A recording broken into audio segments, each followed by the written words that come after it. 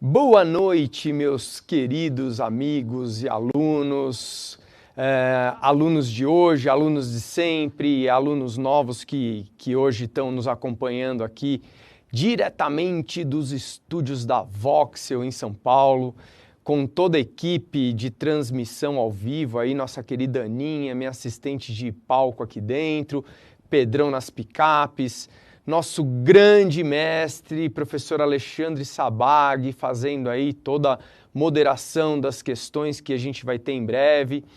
E, primeiramente, acho que é muito honroso falar para mim que ter vocês aqui nessa noite presentes e trazendo esse carinho gigante aí, foi um trabalho árduo que a gente fez para poder estar transmitindo isso para vocês. Um projeto que começou lá atrás com algumas lives domésticas que fizemos, acabou se transformando aí num curso de 36 horas de transmissão ao vivo, né? Depois vocês vão ter aí um conteúdo que a gente vai estar mandando para vocês, um pequeno conteúdo de resumo disso daqui.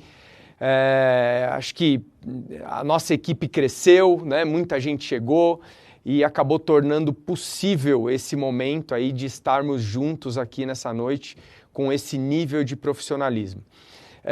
Durante o curso, acho que vocês já acompanharam aí nas nossas redes sociais, nós teremos a ilustre presença de diversos professores aí da área de biomecânica, de nutrição, do treinamento, para estar trazendo para vocês aí um pouquinho da dinâmica que a gente exerce hoje na nossa vida profissional, na nossa prática clínica, dentro daquela bagagem que a gente traz de anos de pesquisa, anos de atuação clínica, anos de laboratório, e que hoje a gente empacotou tudo para trazer para vocês, com o intuito de fazer de vocês profissionais melhores no mercado, com o intuito de fazer de vocês pessoas que tenham a capacidade de pensar clinicamente, pessoas que tenham a capacidade de pensar nas novas tendências que hoje nos aguarda dentro da área de saúde.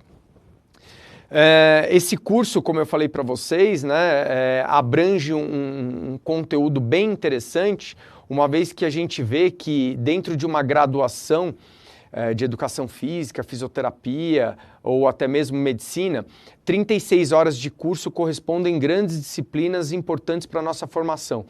Então, acho que a gente tem aí 6 meses pela frente de encontros semanais, onde poderemos aí trocar muitas ideias, criar afinidades, gerar discussões, ouvir críticas e, de maneira geral, sairmos todos nós melhor desse período, né? Que vai se fechando, que começou com tanta temerosidade da parte de todos os profissionais da saúde, né, o início dessa pandemia, e hoje ele dá continuidade aí a um novo caminho, né, uma nova forma de fazer ensino, uma nova forma de agregar pessoas, uma nova forma de juntar pessoas de todo o nosso país. Hoje a gente sabe que a gente tem aqui queridos amigos que vieram aí de todas as partes do país e mais uma vez a gente agradece de forma muito honrosa a oportunidade que vocês estão dando para a gente de falar um pouquinho daquilo que a gente faz, né? A gente já tem bastante seguidor aqui na região de São Paulo e agora a gente está numa expansão nacional bem interessante, chamando aí, né, nossos amigos para essa nova etapa junto conosco.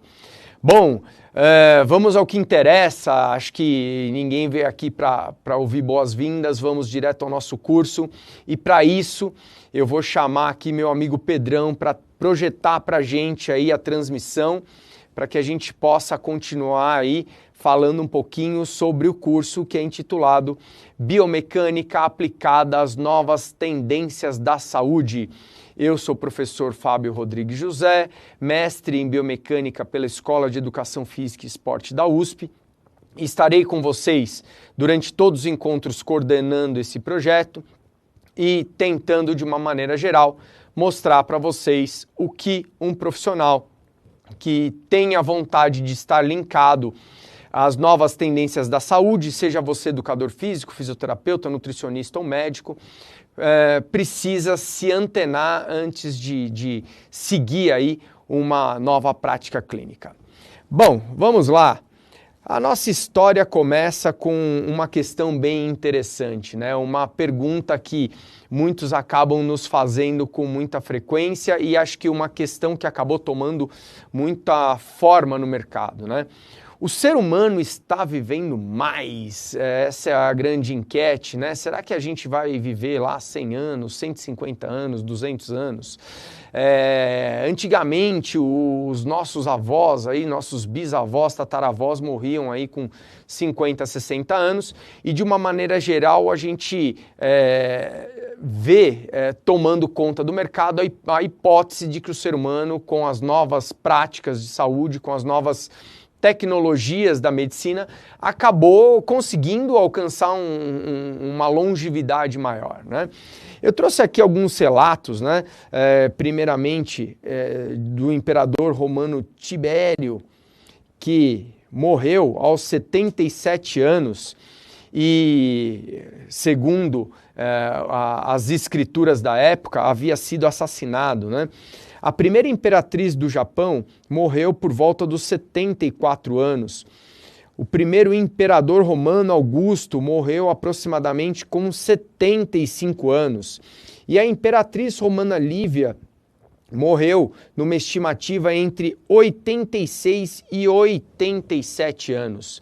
Moral da história, dentro de tudo que nós temos aí dos nossos povos antigos, a gente vê que a expectativa de vida alta não é uma coisa da nova era, não é uma coisa que nos acompanha em tempos atuais, ela já vem nos acompanhando há bastante tempo aí no mercado. Em contrapartida, se a gente pegar aqui a lista de países filiados à ONU, e for ver lá na década de 60 qual era a nossa expectativa de vida, a gente vai acompanhar aqui uma expectativa de 52 anos. Em contrapartida, em 2018, já existe uma expectativa de 72 anos nos países vinculados à ONU, a Organização das Nações Unidas. Quando a gente fala de terras brasileiras, nós vemos aí que na década de 60 a expectativa de vida do nosso povo era de aproximadamente 48 anos. Em 2018, 75,5 anos.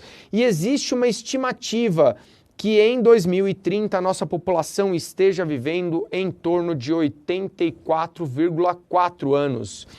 De uma maneira geral, a gente vê aqui que não é o ser humano que vem vivendo mais, e sim mais pessoas estão chegando a idades mais avançadas. Acho que esse é o primeiro dado importante que a gente tem que falar quando o assunto é longevidade. Uma outra coisa bem interessante que nos chama bastante atenção da característica do nosso país em relação a países desenvolvidos, a países de primeiro mundo, é a característica socioeconômica que a nossa população hoje vem envelhecendo. Se a gente for olhar de uma maneira geral, em países como a Dinamarca, o sujeito leva em torno de 2 gerações para chegar numa condição de renda média de fator socioeconômico. No Canadá, 4 gerações, nos Estados Unidos 5, na China 7, e olha que interessante. Para um sujeito de baixa classe, para uma pessoa que nasceu numa condição de pobreza, alcançar uma classe média dentro do nosso país, nós temos aí uma tendência de 9 gerações pela frente. Isso também é uma coisa bem interessante, porque essa é a nossa grande fonte de pressão. Observem aqui que dentro do nosso país, nós temos hoje uma das maiores projeções mundiais de pessoas com mais de 60 anos. E pessoas com mais de 60 anos acabam gerando um número maior de internações, um número maior de consultas médicas e um número maior de exames quando comparados a uma população normal. De uma segunda questão importante, além de sabermos que mais pessoas no nosso país acabam atingindo idades mais avançadas, Dentro do nosso país, nós envelhecemos numa classe econômica baixa. Nós estamos envelhecendo pobres. E volto a dizer, essa é uma outra grande fonte de pressão, esse é um outro grande gargalo que nós temos na saúde. Por que esse gargalo se torna tão evidente, né? E acho que isso vem da nossa pergunta do próximo slide. Quanto custa, de uma maneira geral, envelhecer? Vejam aqui, nesse dado desse canto superior esquerdo aqui do nosso vídeo, o custo médio de cada atendimento hospitalar em crianças de 0 a 4 anos, baixando em adultos que vão de uma idade de criança, né, adolescência, até chegando à fase adulta, que vão de uma idade de 5 até 39 anos, voltando a subir quando a gente chega numa idade de 40 a 45 anos e se tornando o maior custo quando chegamos numa idade superior a 60 anos. Dentro disso ainda, a gente vê que no mundo, 1 em cada 3 pessoas com mais de 65 anos apresenta uma patologia muito característica da idade, conhecida como osteoartrose, principalmente na região de joelho, quadril e coluna. 242 milhões de pessoas hoje no nosso planeta apresentam a osteoartrose de forma sintomática, sendo que essa é mais comum em mulheres do que em homens. Para vocês terem uma ideia, o custo hoje estimado da osteoartrose nos Estados Unidos é de aproximadamente 128 bilhões de dólares ao ano, ou seja, cerca de 1,2% do PIB, do Produto Interno Bruto dos Estados Unidos, de uma das maiores economias do mundo, é despendido hoje com custos diretos e indiretos da osteoartrose. Mais uma mensagem importante: estamos às vésperas de um colapso dessa saúde.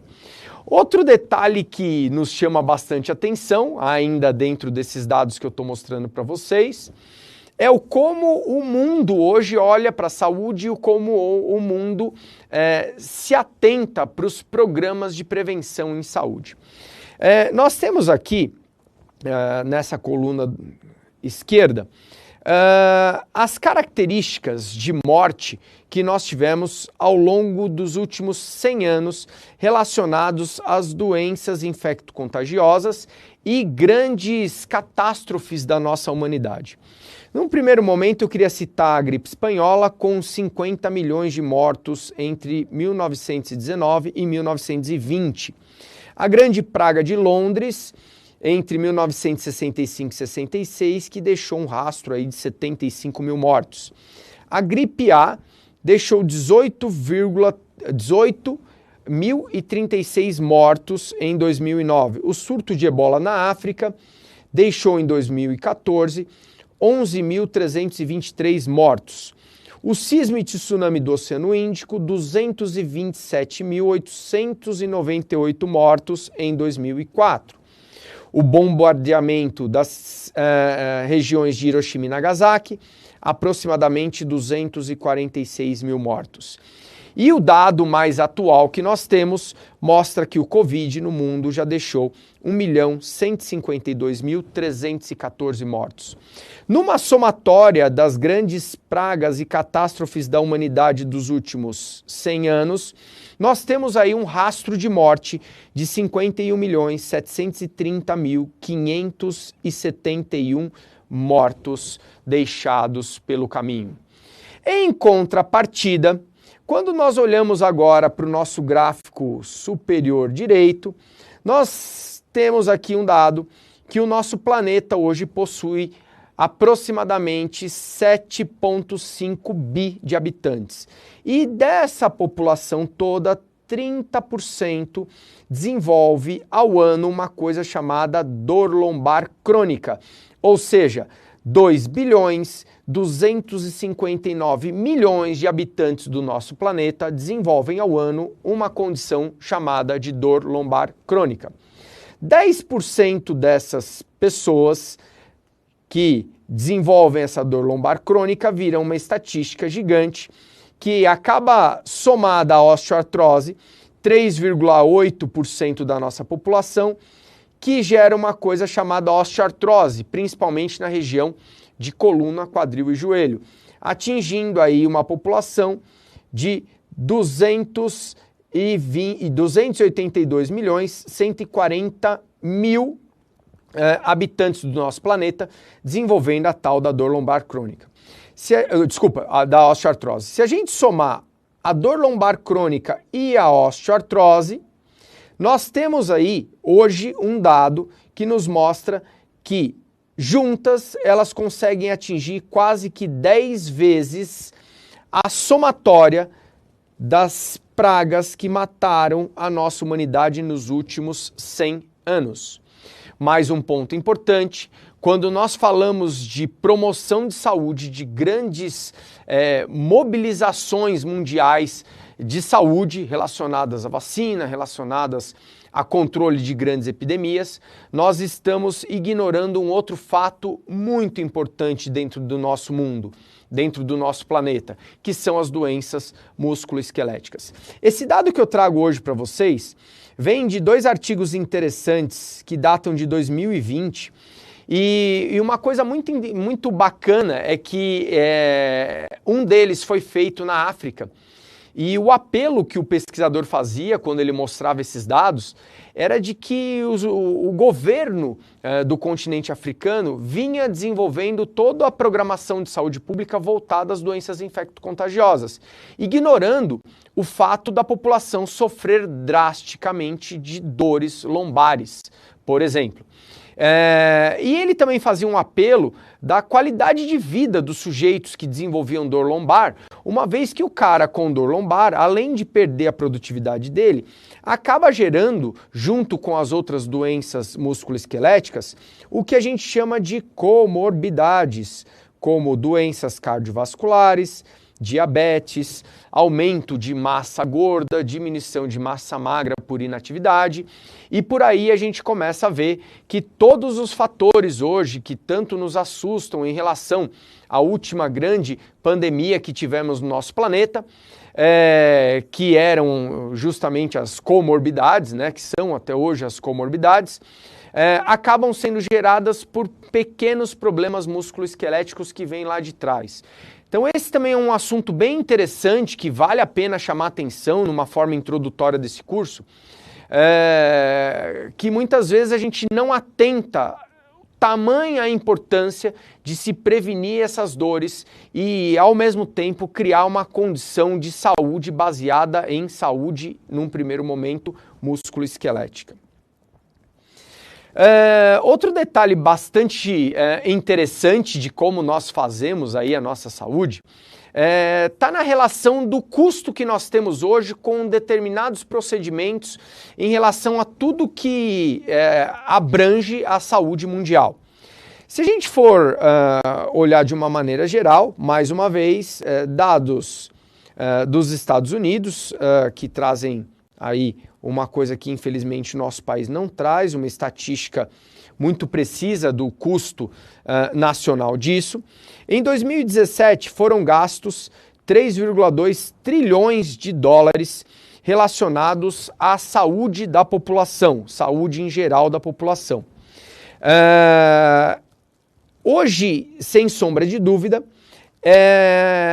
isso daqui não está relacionado a uma diminuição da produtividade daquele sujeito que sofre por saúde, mas já é o maior setor da economia dos Estados Unidos, o custo com saúde, incluindo aí nesse gasto apenas o quanto se gasta com cuidados médicos, consultas, hospitais, entre outras coisas, não relacionando nesse dado o custo com a ineficiência do sujeito que não usufrui da saúde. Quando a gente fala de uma condição mais linkada ao que a gente vai discutir aqui, né, a saúde musculoesquelética, a gente também observa há muito tempo uma característica bem interessante do como nós tratamos doença musculoesquelética. De uma maneira geral, quando a medicina evoluiu dentro da condição de doença musculoesquelética, os exames de imagem foram tomando cada vez mais espaço e de uma forma muito popular, o ser humano gosta de ouvir aquilo que um exame de imagem tem a dizer sobre a dor que ele sente naquele momento. Quando a gente dá uma olhada nesse artiguinho aqui, ó, onde exames de ressonância nuclear magnética foram feitos em 34 participantes, divididos em 2 grupos, 64 com dor patelofemoral e 70 sem dor patelofemoral, os achados de lesões de cartilagem, lesões de medula óssea, lesões da gordura de Hoffa, foram encontrados nos 2 grupos sem nenhuma diferença entre esses grupos, mostrando claramente que pessoas que não têm dor podem apresentar achados radiológicos de degeneração articular semelhantes a pessoas que têm dor. E dentro disso a gente já vê que existe uma tendência muito forte dentro da nossa área, que foi de desvincular totalmente a dor das condições radiográficas daquele paciente, das condições de laudos de exames de imagem, que muitas vezes acabam até mudando a característica da dor do nosso paciente, né? Uma vez que, ao se deparar com termos técnicos e achados radiológicos que ele não conhece, a gente pode ter até uma exacerbação da dor daquela condição hoje que o afeta. Normas internacionais já mostram claramente aí pra gente que diante de condições de hérnia de disco detectada clinicamente, só será indicada uma ressonância nuclear magnética no caso de suspeita de tumor, de uma condição de síndrome de caldequina, infecção na coluna ou deficiência neurológica progressiva. E aqui a gente tem também um dado bastante interessante que acaba resumindo totalmente o nosso slide, que mostra que os cuidados com a saúde, como temos em situações atuais, mais internações, mais consultas, mais remédios, mais hospitais, abrangem cerca de 88% do custo geral da saúde e trazem um benefício apenas de aproximadamente 10%. Enquanto outras condições como a promoção de saúde de verdade, bons hábitos de saúde, boa alimentação, qualidade de sono, controle de estresse, entre outras coisas que discutiremos ao longo desse curso, podem trazer um benefício muito superior, custando muito menos aí para a nossa população.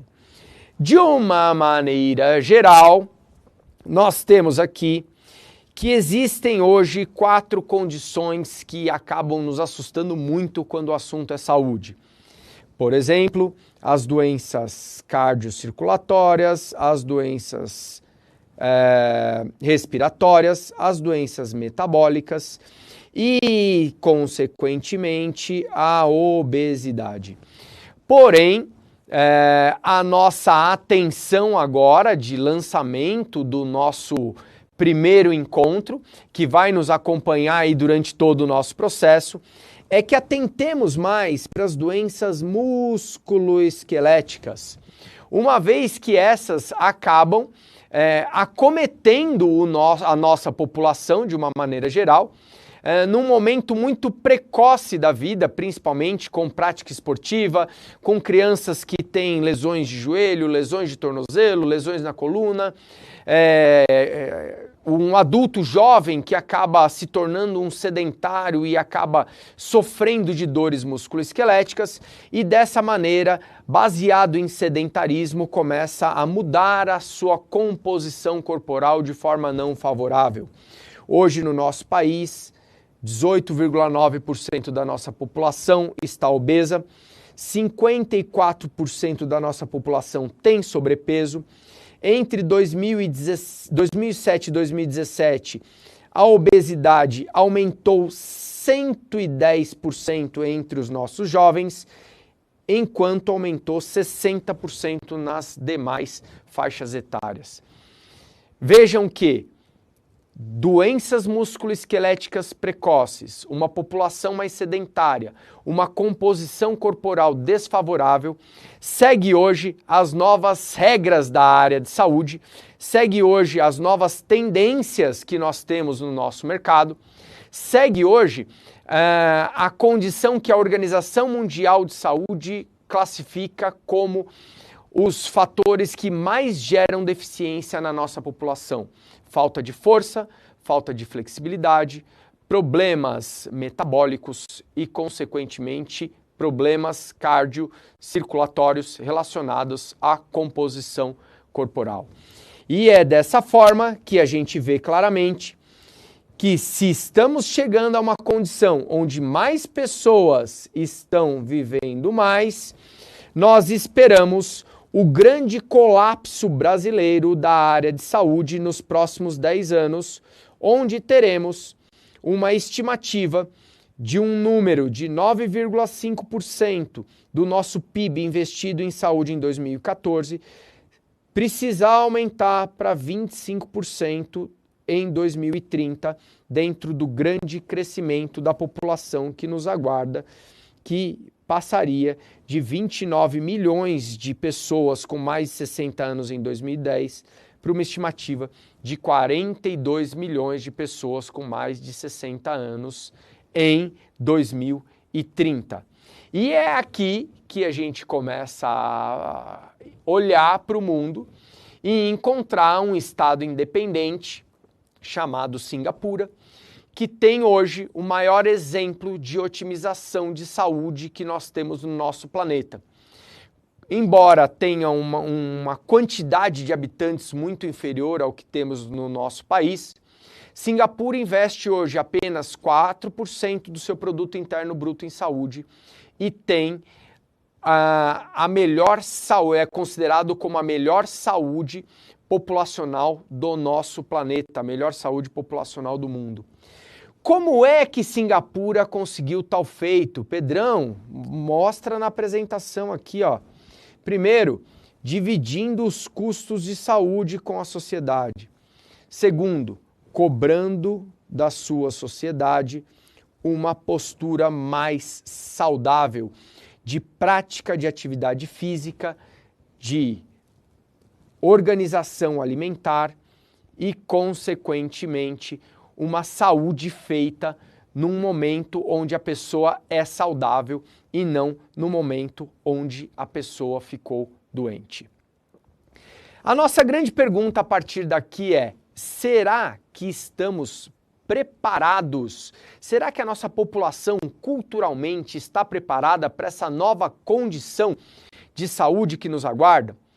Para tentar responder essa questão, eu queria mostrar para vocês um trabalhinho que a gente fez numa grande rede de academias brasileira, que tem hoje em sua rede aproximadamente 14 mil alunos, onde a gente queria saber, né, num ambiente de prática de atividade física, num ambiente hoje que está tão no auge da moda como promoção de saúde, se aquele sujeito que frequenta aquele ambiente está ali buscando uma nova tendência de mercado, buscando uma nova tendência de saúde.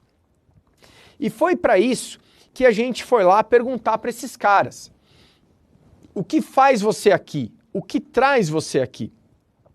Notem que das respostas que nós buscamos aí na nossa grande população, o fator estético foi o primeiro a ser colocado para a nossa resposta. Olha, eu venho na academia em busca de fatores estéticos.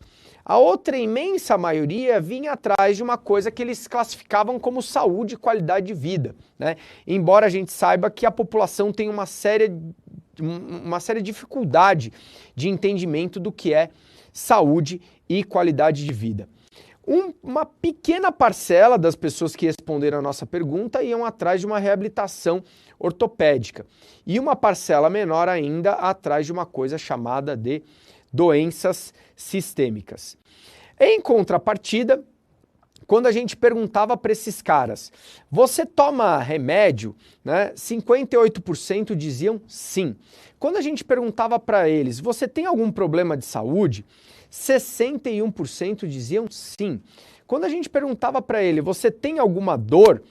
51% diziam sim. E uma outra coisa muito interessante, né, é que quando a gente pegou esses 52% das pessoas que responderam que iam à academia em busca de estética e perguntou a eles, você tem alguma lesão? 61% dessa população respondeu sim. Notem que, de uma maneira geral, nunca foi tão democrático praticar atividade física. Hoje a gente tem box de circuitos de HIIT, hoje a gente tem academias de baixo custo, hoje a gente tem academia boutique, hoje a gente tem aplicativo relacionado à prática de atividade física, hoje a gente tem setores de atividade física em parques e praças públicas, porém, nós não temos na nossa população a cultura de que é a atividade física que traz a saúde de verdade. Quando a gente fala para uma pessoa, você cuida da sua saúde, geralmente a gente ouve uma resposta, sim, eu vou ao médico com frequência e eu pago um bom seguro-saúde. A gente não ouve a pessoa dizendo assim, eu invisto muito do meu tempo ou da minha condição financeira para buscar boas práticas de saúde, para buscar bons ambientes que nos tragam saúde. Não é à toa que, por mais que as grandes redes de academias hoje do nosso país e do mundo tentem mostrar para a população que a saúde está ali dentro, nós ainda temos patinando há mais de 10 anos um percentual de 4,3% apenas da nossa população praticando atividade física dentro das academias de forma orientada. Esse dado nos choca bastante porque mostra claramente que a nossa população também precisa mudar a cultura em relação à saúde, em relação ao como construir a saúde.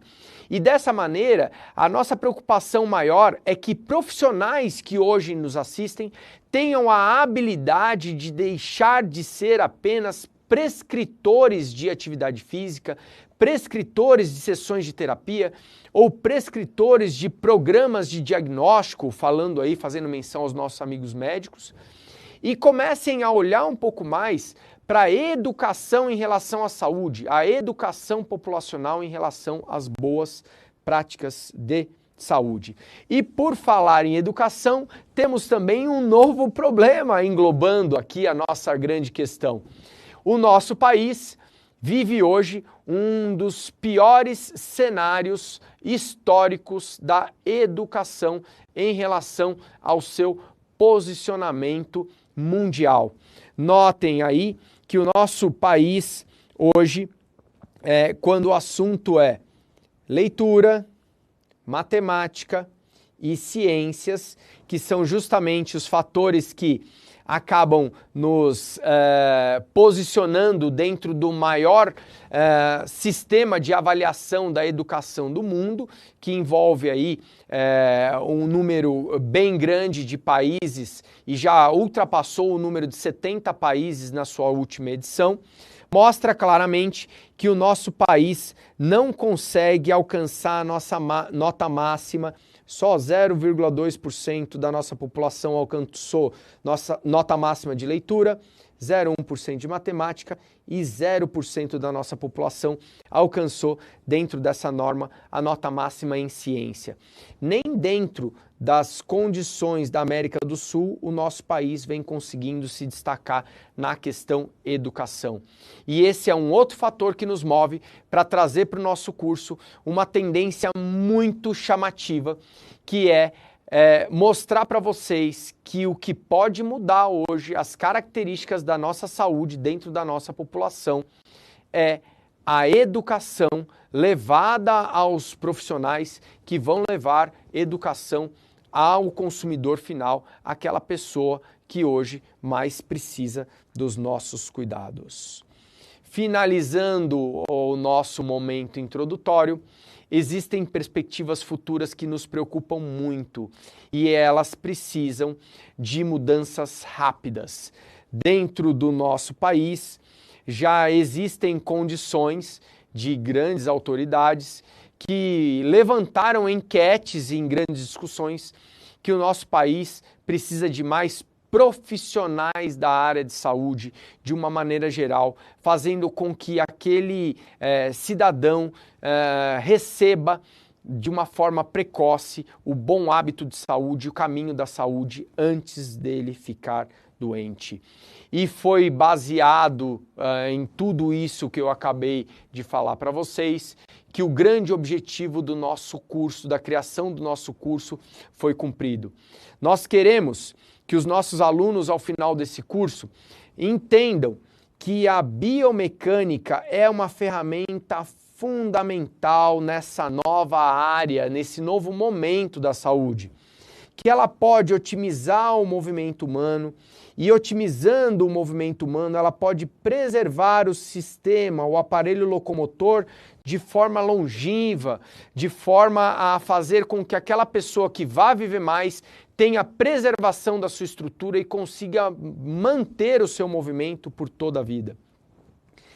Ainda dentro dessas características, a biomecânica pode controlar cargas de programas de atividade física e reabilitação de lesões a fim de aprimorar as condições patológicas já instaladas. A gente tem que entender que a biomecânica é uma pequena parte dentro de um círculo que a gente conhece como biodinâmica do movimento humano, ou seja, a biomecânica funciona muito bem agregada à fisiologia, agregada à anatomia, agregada à física, agregada à matemática, agregada ao controle motor, agregada à psicologia e à pedagogia do movimento humano. E dessa forma a gente vai tentar discutir ao longo do nosso curso o como a biomecânica pode interagir com todas essas áreas e fornecer dados para que esses programas de melhora de controle motor, de aprendizagem motor ou de pedagogia do movimento sejam aprimorados baseado em números que foram descobertos pela biomecânica. A gente quer construir nos nossos alunos uma visão de promoção de saúde, de diagnóstico precoce de doenças, não baseado apenas em exames de imagem e danos estruturais, mas baseado em danos funcionais, em características que já mostram claramente, num primeiro momento, que aquela estrutura vai sofrer um desgaste precoce e vai acabar se danificando ao longo do processo de vida.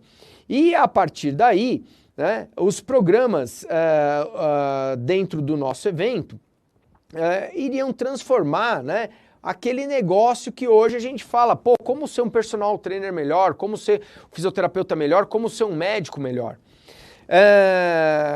Para isso, né, a gente vai ter aí uma condição de praticamente um dia inteiro, né? São 24 horas de palestras, workshops, a gente vai falar um pouco mais de movimento, a gente vai falar de anatomia, a gente vai falar de prática clínica para que as pessoas consigam, de uma maneira geral, entender essa tal biomecânica dentro dos novos conceitos da saúde. Já que estamos falando dela, né, para aqueles que ainda não a conhecem, quem é essa tal biomecânica? Quem é essa biomecânica que é diferente daquela cinesiologia, muitas vezes, que eu tive no meu curso de graduação? Então, para conseguir deixar muito bem claro, né, como a biomecânica se preocupa com a análise do movimento, como a biomecânica se preocupa com a preservação do sistema, a gente sabe que a cinesiologia é uma disciplina de conhecimento de atividade física baseada em todas as suas vertentes, que eu vou mostrar daqui a pouquinho para vocês. Enquanto a biomecânica se preocupa nos conceitos, nos princípios da mecânica clássica, da mecânica newtoniana, dentro de um sistema locomotor humano que possui características, particularidades fisiológicas e anatômicas muito bem definidas, né? Definição do nosso grande mentor aí, o grande biomecânico brasileiro, professor Alberto Carlos Amadil. Em uma outra definição, a gente vê aqui que é uma ciência que analisa o movimento humano utilizando a física como meio de conhecimento e baseado aí em métodos científicos que classificam ela como uma ciência de investigação. Dentro do nosso grande circuito que nós temos aí do estudo da atividade física, vejam que a biomecânica se encaixa aqui, ó, dentro de um ponto que a gente chama da esfera biofísica, e ela divide esse espaço com uma outra área bem interessante chamada fisiologia da atividade física. E mais uma vez a gente costuma dizer que quando a gente vai fazer pesquisa, né, quando um pesquisador senta no seu laboratório e ele vai tentar decifrar lá um ponto exclusivo da sua pesquisa, ele vai se preocupar com uma área específica para conseguir resolver aqui uma resposta da biomecânica, da fisiologia, da filosofia da atividade física. Agora, quando a gente fala de estudo de atividade física, eu estou falando de um clínico, de uma pessoa que recebe pacientes, de uma pessoa que recebe clientes, né? E essa pessoa vai ter que resolver o problema de um ser humano que padece de alguma coisa ou que quer melhorar a sua condição de saúde. Então a gente costuma dizer que quando o assunto é ciência, essa esfera acaba se dividindo. Mas quando o assunto é prática clínica, essa esfera só vai rodar quando as artes, as ciências se encaixarem ao ponto da gente conseguir promover para esse sujeito uma melhora da sua condição clínica, uma melhora da sua prática de vida. Então é nesse momento que a gente tenta deixar bem claro para vocês que nós não estamos aqui para falar que a biomecânica é a salvadora da humanidade. A gente está aqui para mostrar que a biomecânica é uma peça muito importante dentro dessa esfera e unida aos outros fatores que também vão ser discutidos nesse curso, né, podem ajudar muito a prática clínica, podem ajudar muito a melhora aí dos nossos pacientes, clientes, alunos, ou seja lá como vocês chamam aí as pessoas que vocês atendem de uma maneira geral. Dentro dessa cara, dessa biomecânica, dessa ciência biomecânica, alguns aqui devem estar achando, pô, isso daqui é uma coisa bem básica da biomecânica, outros podem estar vendo pela primeira vez. A gente tem que pensar que para trazer essas informações, a biomecânica se pauta em 4 grandes áreas de investigação: cinemetria, antropometria, dinamometria e eletromiografia. E é justamente essas áreas, de forma introdutória, que eu vou estar trazendo para vocês hoje e que a gente vai desbravar ao longo do nosso curso. Num primeiro momento, né, o que é essa tal antropometria, Fábio? O que ela nos traz de importância, né? Antropometria é a área da biomecânica que se preocupa em caracterizar o corpo humano em dimensões, em percentuais, em composições, né? Então a gente sabe que pela dinamometria, pela antropometria, a gente consegue chegar aí às características de composição corporal, massa do sujeito, as relações físicas de massa dentro de um ambiente com gravidade que nos dão a característica de peso, os centros de movimento, como centro de massa, centro de gravidade ou centro de volume, e as propriedades de inércia que esses centros nos trazem. Tá, mas me fala de uma questão prática, como é que eu ativo tudo isso, né? Como é que eu entendo melhor isso? Se a gente for olhar para as características antropométricas de atletas olímpicos, por exemplo, a gente sabe que pela característica antropométrica, a gente pode ter um atleta olímpico de vôlei de praia ou um atleta olímpico de ginástica olímpica, né? Um atleta de ginástica olímpica, um atleta de basquete, um atleta de levantamento de peso. E vemos classicamente, né, e até tirando alguns mitos aí da nossa vida, que as pessoas, de uma maneira geral, acham que pelo fato delas praticarem uma determinada modalidade, elas desenvolvem um tipo de corpo, quando o contrário é a verdade, né? De acordo com o tipo de corpo que você tem, que você consegue melhorar uma determinada modalidade. Veja, eu, com o meu longo 1,72 m de altura, fui um ótimo atleta de natação até os 14 anos, com índices paulistas, evoluindo aí para condições até nacionais, até o momento que eu parei de crescer e os meus adversários cresciam absurdamente mais. Aos 16 anos eu não conseguia nem me classificar em campeonatos sem federação. A característica antropométrica do meu corpo fez com que eu não servisse para a natação, né? Eu tenho certeza que alguns alunos muito carinhosos que me assistem nesse momento estão dando risada da minha deficiência, né, de altura. Mas a gente vai se ver pessoalmente ainda e vamos tirar essa diferença. Outra coisa interessante é pela característica que nós vemos do grande mito, né, dos 100 metros rasos, onde o sujeito tinha uma péssima saída e, em contrapartida, chegava na frente de todo mundo, né?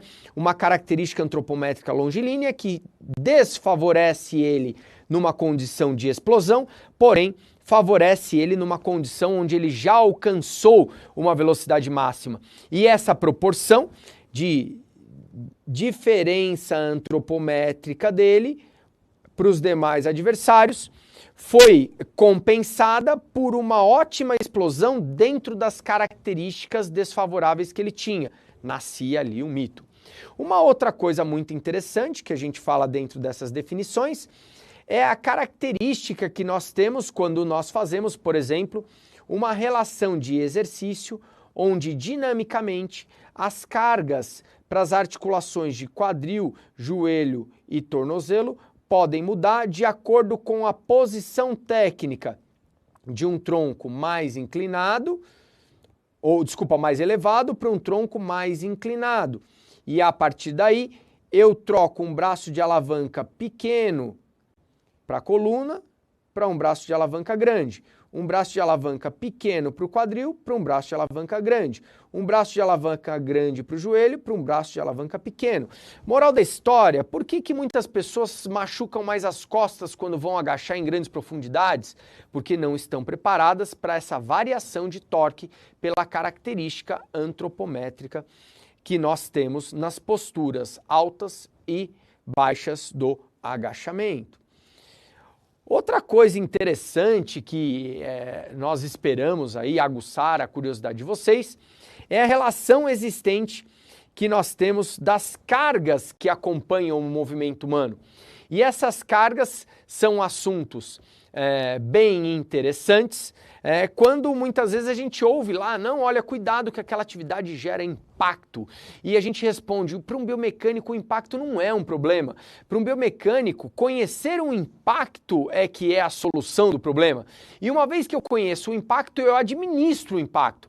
E através de recursos da dinamometria, que é uma área muito interessante da biomecânica, nós conseguimos analisar o impacto de caminhadas, de mudança de direção, de movimentos relacionados à posição do pé, movimentos relacionados a membros superiores, transposição de obstáculo ou até saltos.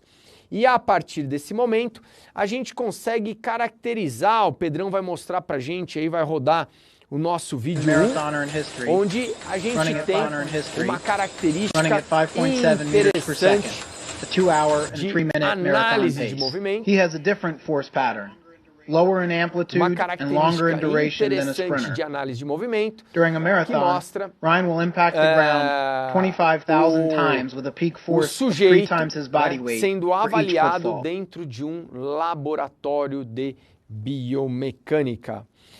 Aqui a gente vê uma condição de corrida totalmente diferente, uma condição de corrida onde o sujeito corre com uma velocidade muito maior, onde o sujeito está correndo, estamos com um pequeno delay aí na passagem do vídeo, né? Ele corre numa condição diferente e a partir desse momento a gente consegue, pelas características biomecânicas do gesto, comparar as duas condições de corrida.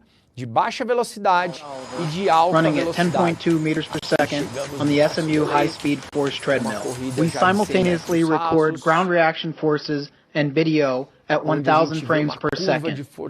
To run fast, sprinters apply forces up to 5 times their body weight in less than 100 milliseconds. Eu vou pedir para o meu amigo Pedrão aí voltar para a nossa apresentação para mostrar para vocês aqui, numa condição de um maratonista, chegando aí a uma carga que gira em torno de 2 vezes o peso do corpo, e uma condição de um corredor de 100 metros rasos que chega a uma carga de 4,5 vezes o peso do seu corpo de impacto. Em contrapartida, a gente vê uma condição aqui do nosso amigo maratonista, onde ele fica mais tempo com o pé no chão, e o nosso amigo corredor de 100 metros rasos fica menos tempo com o pé no chão. A gente vê uma condição onde um corredor de 100 metros rasos vai aplicar um número muito menor de passos do que o maratonista. Então, num primeiro momento, a gente fala, pô, a corrida de 100 metros machuca muito mais, porque a carga de impacto é muito maior. Num segundo momento, a gente fala, não. Olhando para a biomecânica, embora a carga seja muito maior, o volume de cargas de um maratonista acaba sendo muito maior em tempo de contato com o pé no chão e em número de passos durante o processo de maratona.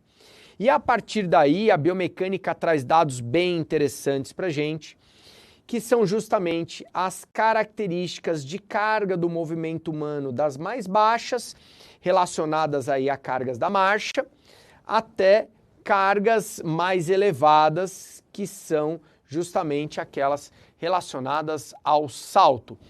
E vemos numa maneira bem analítica que no meio desse caminho nós temos de forma crescente corrida, o salto do vôlei, salto do basquete, que geram uma escala de carga do movimento humano que vai em torno de 1,1 vezes o peso do corpo até aproximadamente 20 vezes o peso do corpo, dependendo da modalidade que ele pratica. De acordo com a carga que eu vou ter em cada modalidade dessa, eu posso administrar... Caiu meu microfone, uma cena triste que acontece ao vivo. Aqui, ó, voltou para a mesa. A gente vê dentro de uma condição como essa, uma ferramenta muito importante para a dose de volume em cada modalidade que você vai prescrever atividade, seja numa caminhada, numa corrida, entre outras coisas. Já fazendo propaganda na nossa aula que vem, nós vamos falar de biomecânica do tecido ósseo e a gente vai ver o quanto é importante essas cargas de impacto dentro da modalidade tecido ósseo. Evoluindo aí com a nossa conversa, né? Nós temos aí os grandes geradores de força do corpo humano, que são investigados dentro da biomecânica por uma área conhecida como eletromiografia, que se preocupa em caracterizar o input elétrico dentro dos nossos músculos e, consequentemente, se preocupa em analisar o comportamento dos nossos músculos durante o movimento. E a partir daí, a gente tem também bastante coisinha legal que a gente pode ver aqui, como, por exemplo, qual o nível de atividade, qual o nível de intensidade muscular determinado movimento acaba gerando no músculo em questão. E aqui eu trago para vocês 2 exemplos, né, de exercícios muito clássicos, exercícios abdominais, onde um deles gera aproximadamente 30% de atividade do músculo abdominal e o outro gera aproximadamente 80% de atividade do músculo abdominal. Quando você se depara com uma condição onde a pessoa faz exercício e não para nunca, provavelmente você esteja diante de um exercício de baixa solicitação muscular. Quando você vê que a pessoa cansa lá na 8ª, 9ª, 10ª repetição, ou até com 3, 4 repetições, provavelmente você esteja diante de um exercício de alta solicitação muscular. Como entender isso? Como entender a baixa e alta solicitação muscular para conseguir prescrever o número de repetições que você vai dar durante um exercício? É uma coisa bastante legal que a gente vai discutir ao longo do nosso curso. Outro detalhe bastante interessante, né? Como os músculos se comportam em condições diferentes, pessoas sem dor e pessoas com dor. Qual é o comportamento de antecipação muscular? E vemos aqui, né? Uma pessoa sem dor acaba tendo uma condição onde ela não tem nenhum desarranjo muscular. A gente vê aqui, né, um quadro onde os músculos que fazem, por exemplo, uma flexão do quadril, um reto femoral, acabam sendo antecipados a músculos centrais da coluna, numa pessoa sem dor. Em contrapartida, quando o assunto é flexão e os músculos flexores do quadril entram em ação, e a gente observa um retardo de músculos centrais. Isso hoje é um assunto bem legal dentro da biomecânica, que mostra claramente para a gente como a gente vai conseguir detectar um quadro de dor e qual seria o comportamento muscular do quadro de dor quando comparado ao quadro sem dor. E a partir daí a gente vai levar para frente programas de reabilitação. Outro detalhe clássico da eletromiografia, que a gente vai abranger aí, né, numa live específica, é a comparação de qualificação de um exercício em relação ao outro. Quando o assunto é membro inferior, qual o melhor exercício a ser praticado? Uma cadeira extensora, um exercício de agachamento, um exercício de leg press, né? Eu não quero nem me ater a esse detalhe, porque a gente vai ter uma live específica para isso, um momento do curso específico para isso. Mas uma coisa aqui que a gente já começa a ver é a correlação existente entre a atividade eletromiográfica e as cargas de movimento, né? A partir do momento que a gente começa a somar essas coisas, a gente começa a ver, é bom para o músculo? Mas é bom para o joelho? Causa lesão? Temos que tomar cuidado com isso? Todos esses fatores a gente vai estar discutindo aí ao longo do nosso curso. Um ponto que muito nos encanta, né, para finalizar, o quadro da biomecânica é aquilo que mais nos alimenta os olhos, né? A cinemetria, que acabou tomando uma característica de análise do movimento com a cronofotografia. Vocês veem aqui, né, nessa condição de cronofotografia dos primeiros estudos de cinemetria, onde até no momento do set passava uma pomba no meio da filmagem, uma coisa muito profissional, feita em praça pública, né? Vejam que hoje não acontece mais isso. Até situações onde, com a computação gráfica, a gente conseguiu melhorar imensamente o estudo do movimento, trazer a questão para 3 dimensões e, a partir daí, a gente acaba aprimorando e melhorando as nossas condições. Dentro de tudo isso, equipamentos altamente tecnológicos, como esse estúdio hoje que nos recebe, são colocados à prova da biomecânica e a partir daí a gente consegue mínimos detalhes do movimento. Esses detalhes do movimento já nos encantaram desde análises biomecânicas. Tivemos uma pequena falhinha aqui, pronto, voltamos. É um probleminha do iPad, vamos lá. Voltamos aqui, pronto. Então vamos lá. Pedrão, você transmite pra gente. Obrigado. Então tivemos aqui condições, né? Desde análises biomecânicas de condições patológicas de marcha, até grandes filmes que vemos hoje no cinema ou sistemas de game, né? Que tanto encantam aí a nossa população. Baseado nisso, a gente consegue também já misturar tudo. Atividade eletromiográfica, característica cinemática, angulações articulares, características de distribuição dinâmica entre as articulações, sinais de atividade de diferentes músculos em diferentes momentos e até características de pressão dentro da articulação. Vejam que esse nosso design de conversa já começou a ficar mais abrangente. A partir daqui, a gente já consegue, dentro de um exercício, olhar para todos os aspectos da biomecânica, das características antropométricas a todos os fatores de forças internas que nós temos no nosso corpo.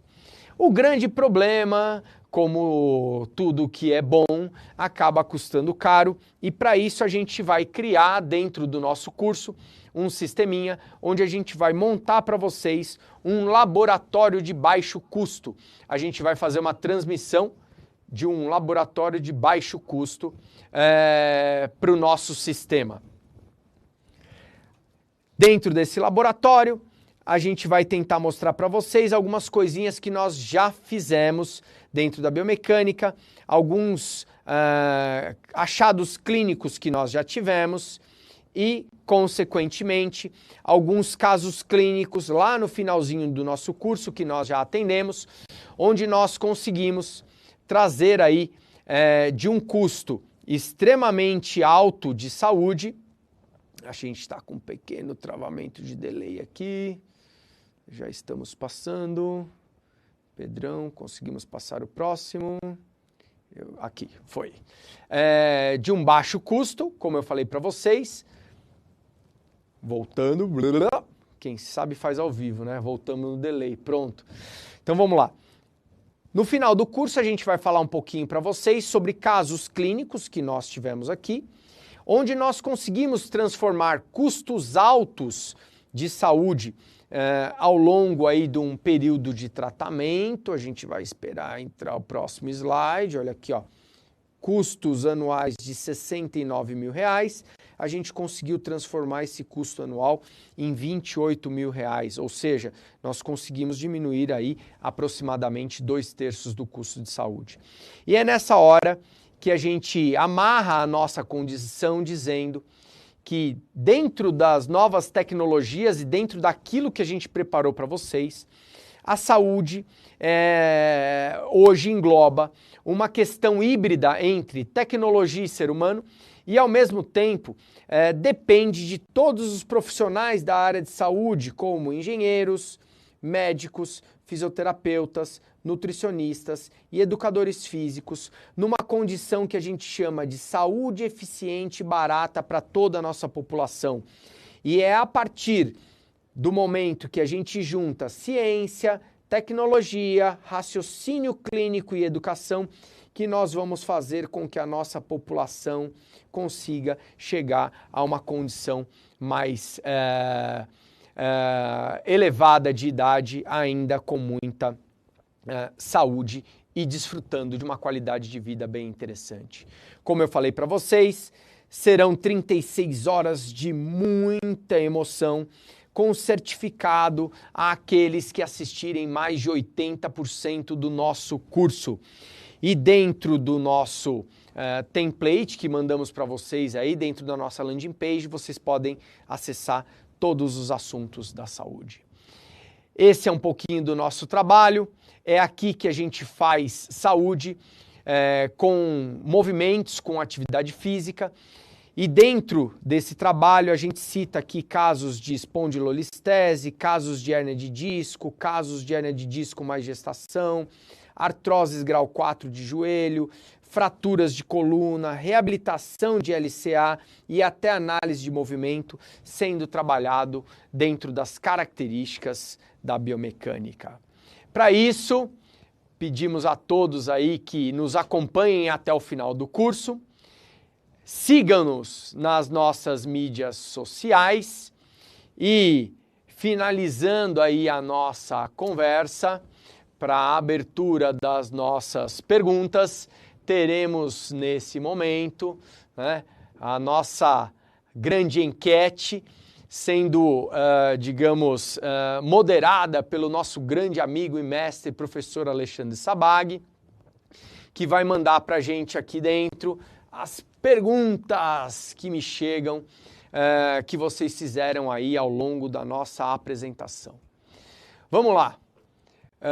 Pergunta do Edson Braga Machado. Existe algum dado recente sobre os gastos que o Brasil tem com a saúde?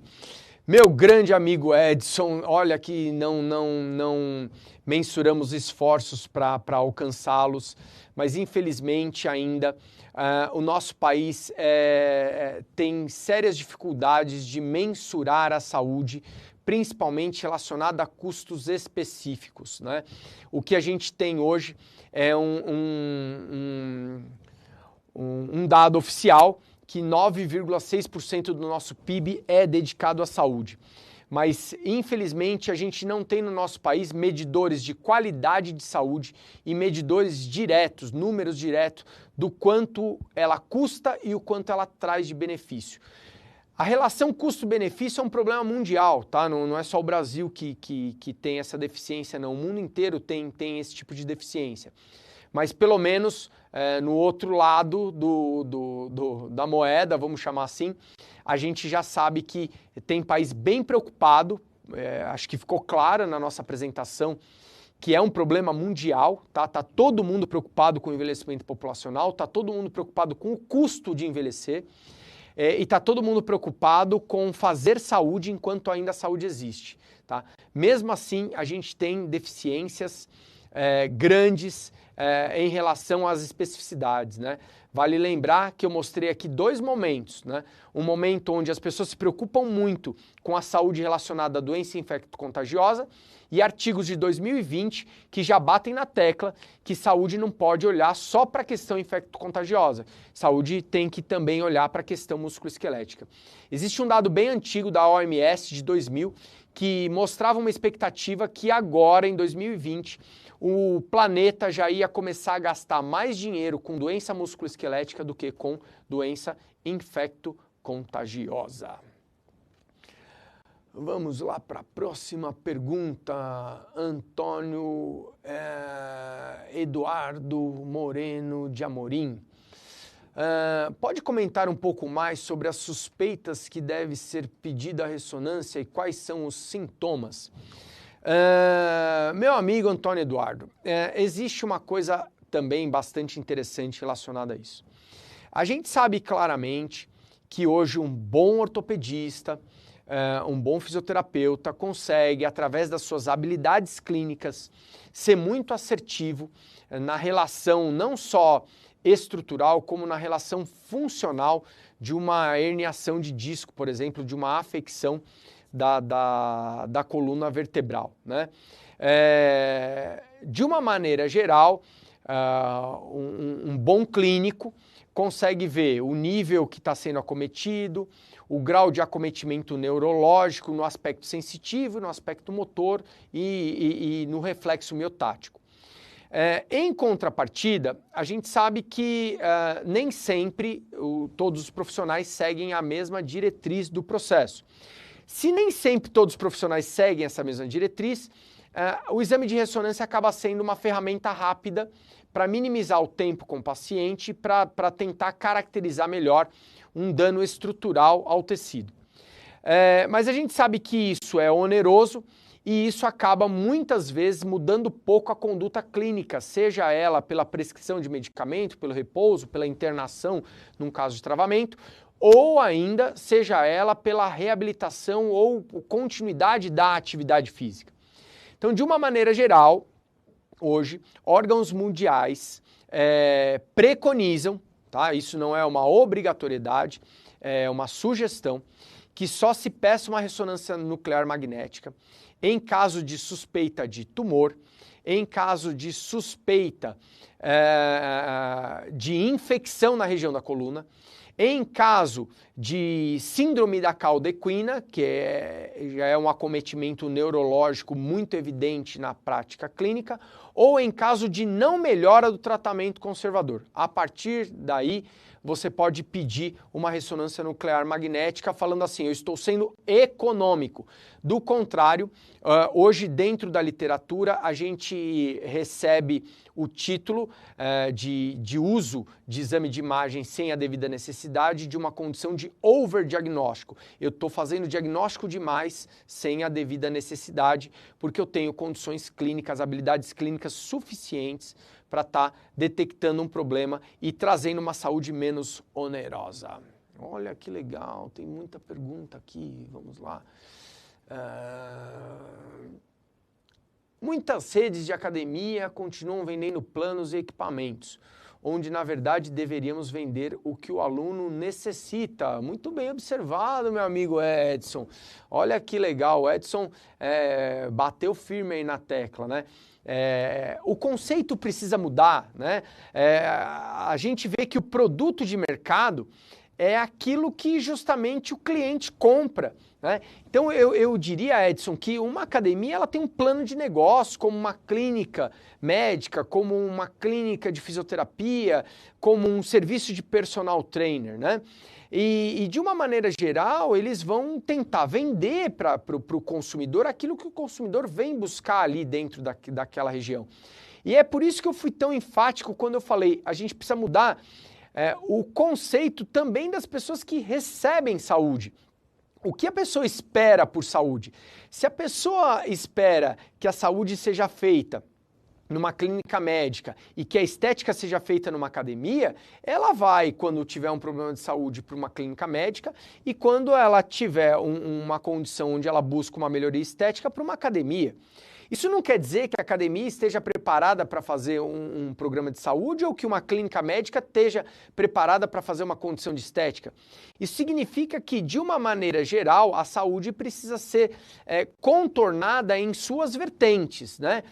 O que é um problema imediato que necessita de cuidados médicos, que necessita de internação hospitalar, que necessita de exame de imagem. E o que é uma condição que ainda está relacionada a um home office mal executado, a um exercício mal feito, a uma condição precoce de saúde, que pode ser abordada dentro do ambiente de prática de atividade física e pode ser resolvida sem que para isso precise de um cuidado médico especializado, né? Que a pessoa consiga não gerar o problema de saúde para um médico precisar entrar em ação num diagnóstico.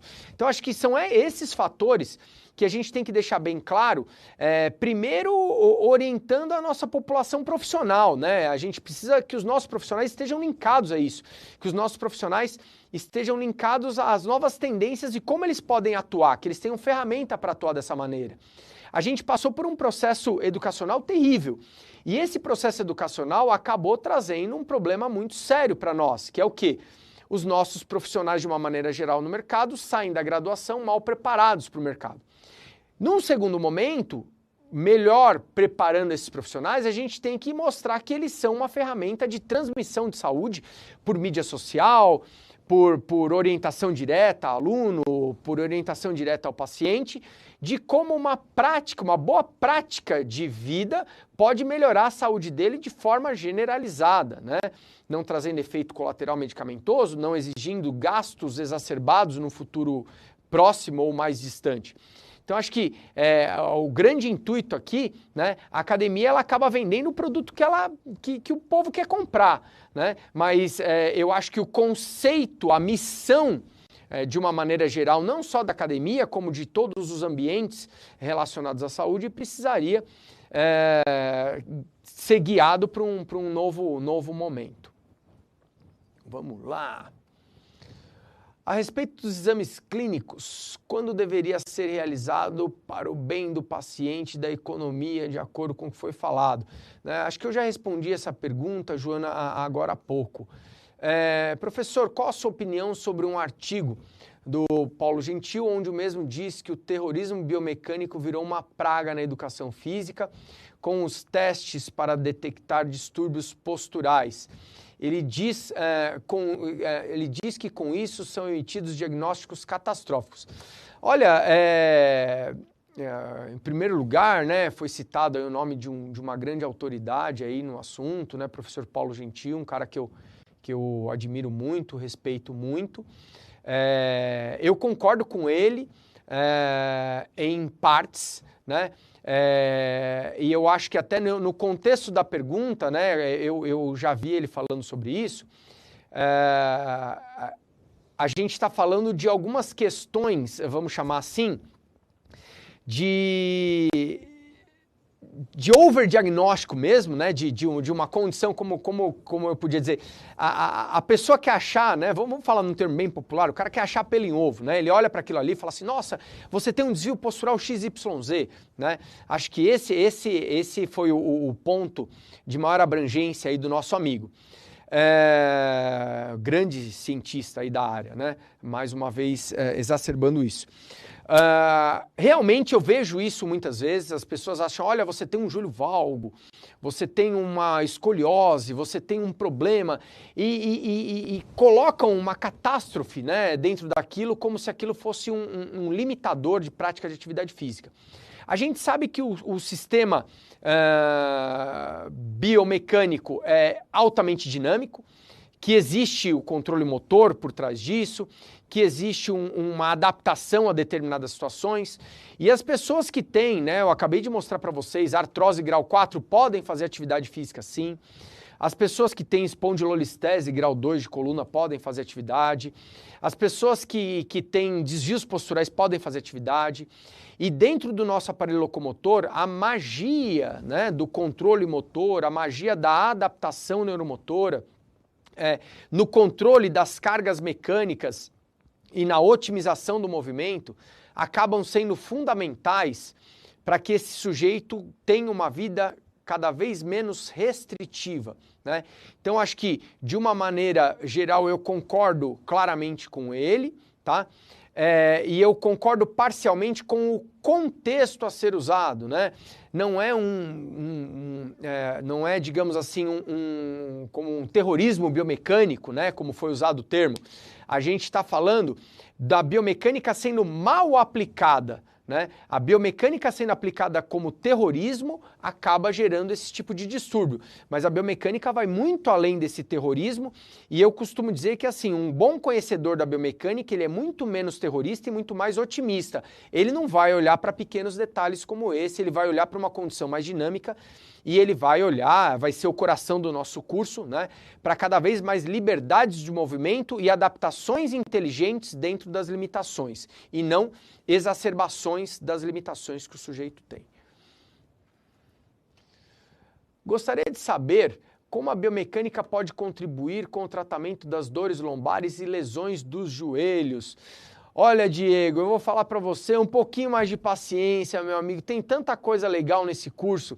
A gente tem 3 momentos para joelho, 2 momentos para coluna. Você vai ver, acho que todas as respostas vão vir aí ao longo do curso para você. E eu assumo uma responsabilidade que você vai gostar do que você vai ouvir. Tem muita coisa que a biomecânica pode fazer e ainda associando a sua pergunta com a pergunta anterior, tem muita coisa que a gente pode desmistificar, né? Fazendo aí mais uma vez uma referência ao grande professor Paulo Gentil, né? Tirar o terrorismo biomecânico dessas coisas e mostrar que a biomecânica está muito mais como aliada para uma injeção de otimismo do que para a criação de terrorismo. Rodrigo o quê? Para me chamar de Fabião, eu queria saber qual é o Rodrigo. Então vamos lá. Fabião, em relação ao eletromiógrafo, vocês farão alguma análise presencial? Rodrigão, meu amigo, eu vou falar para você, a gente tem um grande desafio. A nossa avaliação de estúdio vai ser transmitida longe daqui, né? O nosso laboratório foi montado na cidade de Sorocaba com o professor Eduardo Borges e ele vai fazer uma transmissão de uma avaliação biomecânica ao vivo, onde ele vai brincar com a eletromiografia. Então a gente vai encarar esse desafio aí, meu amigo, vamos ver o que vai dar, tá? Esperamos que dê tudo certo. Existe mais gasto em saúde para prevenir ou para tratar pessoas em relação aos fatores de lesão?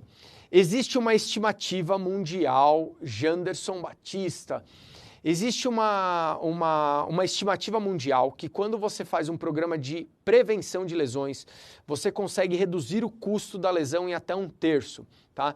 Então, de uma maneira geral, muitos programas de prevenção de lesão foram colocados no mercado, aí há mais de 20 anos a gente vê a era da prevenção de lesão, como a gente vai prevenir lesão, vamos fazer com que as lesões estejam cada vez menos frequentes aí na nossa população, mas eu vou te dizer, meu amigo, que infelizmente programas eficientes que mostraram reduções drásticas do custo ainda são mancos, não só na prática clínica, como na literatura de uma maneira geral.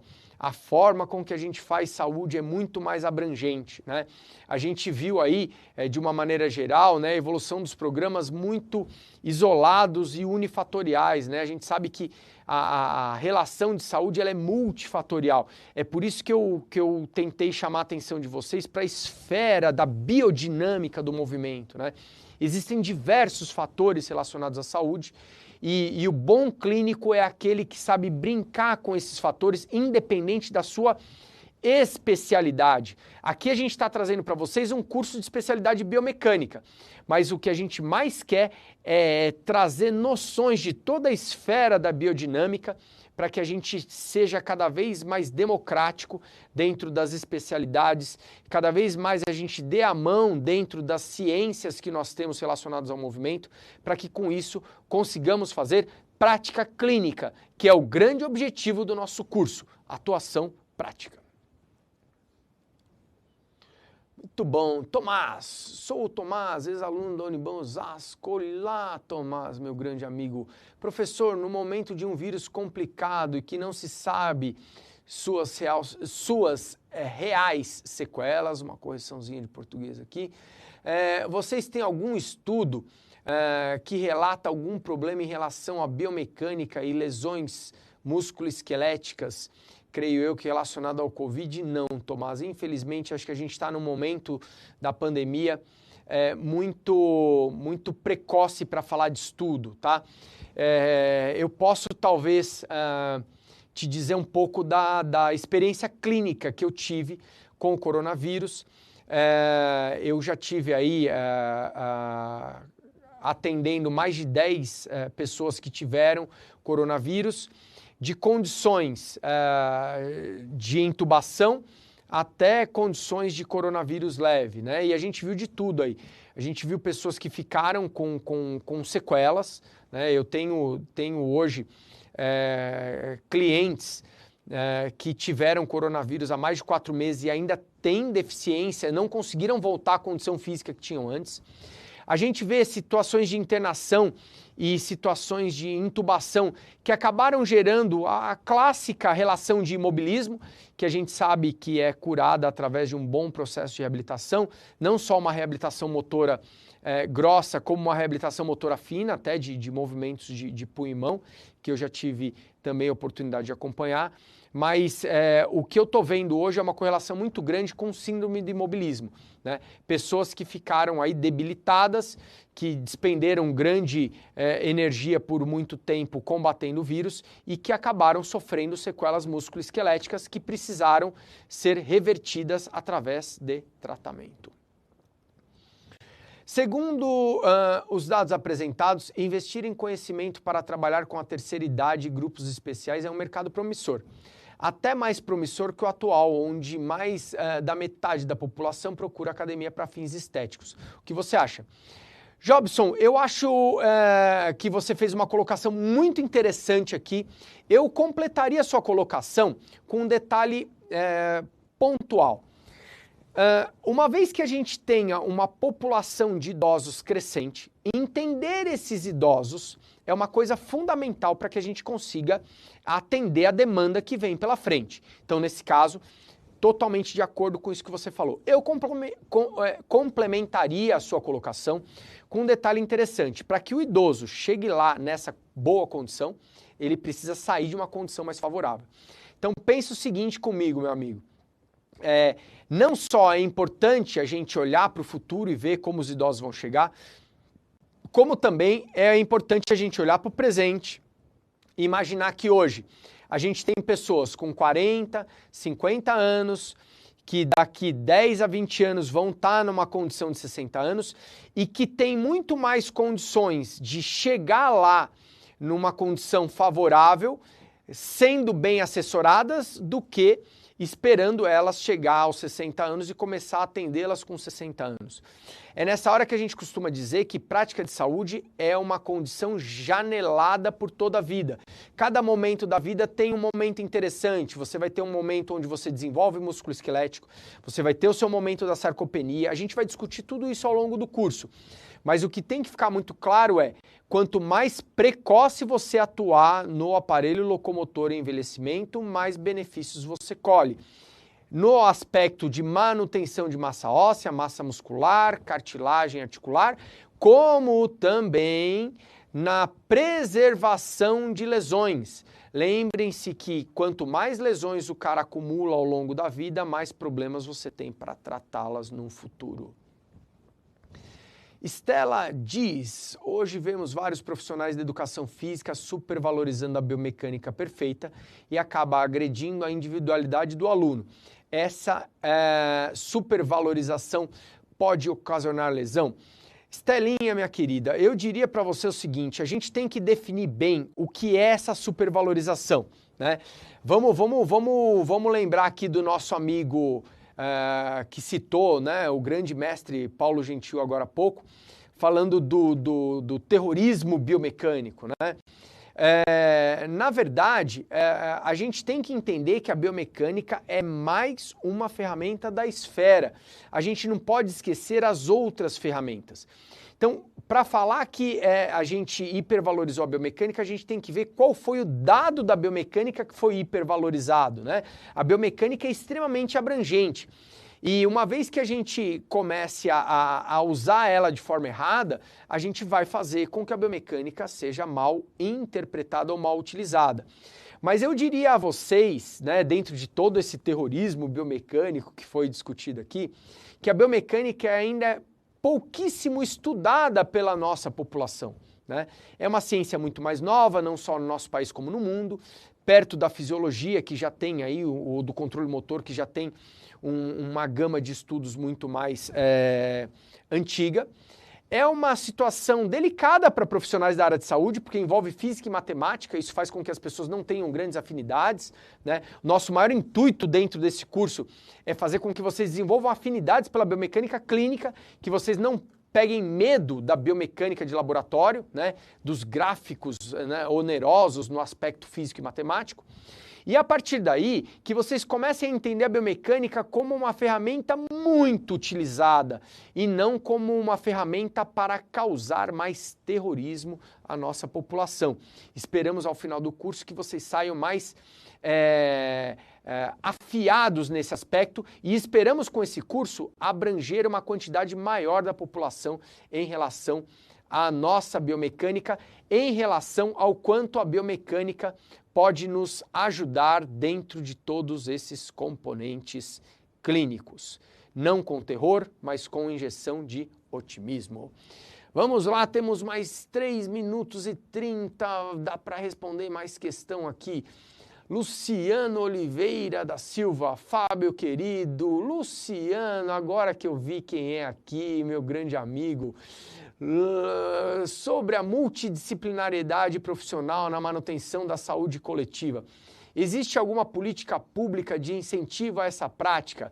Olha, o Luciano é um cara que já teve aí com a gente, ele é um dos maiores exemplos de fazer saúde de verdade, né? Um grande amigo, aí ao mesmo tempo um cara que entendeu isso lá atrás, que passou por um processo educacional, um cara que vem da área de exatas, entendeu o processo e seguiu à risca na vida, né? E com muito orgulho eu digo que o Luciano é um exemplo vivo do quanto a vida dele melhorou quando ele começou a entender o que era a verdadeira promoção de saúde. E eu diria a você, meu amigo, que infelizmente não, né? A gente, além de não ter incentivo, a gente ainda tem um problema muito sério, né? Profissionais que não se acertam numa conversa de uma linguagem única, né? Como dizia nosso grande cientista Carl Sagan, né? Se você quiser falar com extraterrestres, você tem que usar a linguagem universal, né? Que é a linguagem da ciência. E dentro desse curso, a gente buscou trazer fisioterapeutas, médicos, educadores físicos que se pautem uma mesma linguagem, uma linguagem científica. E eu acho que é esse o primeiro passo que a gente precisa para que num momento precoce os profissionais se abracem ao invés de se degladiarem, né? Ao invés de mais discussões destrutivas, que a gente consiga mais construções para a humanidade através de uma ciência, de uma linguagem única, né? Que são as ciências naturais, física, matemática, química, biologia, corpo humano, anatomia, fisiologia, biomecânica, para a partir daí a gente não se deparar mais com situações onde biomecânico fala que a biomecânica é mais importante que a fisiologia, que estudiosos, né, do controle motor venham falar que o controle motor é o precursor em relação à fisiologia e biomecânica, e sim que todos vejam que existe, né, o aspecto comportamental, o aspecto biofísico e também o aspecto do controle do movimento através do controle motor.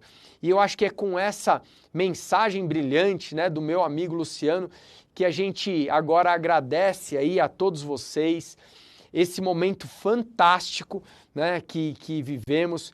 Eu confesso a vocês, eu estava até tenso hoje à tarde, pouco estrear para um curso tão abrangente, tivemos mais de 1000 inscrições nesse curso e fazer essa transmissão não foi nada fácil num primeiro momento e eu acho que eu tenho que agradecer a vocês por estarem me dando hoje, né, essa oportunidade desse curso maravilhoso que se inicia e esperamos estar juntos nessa jornada.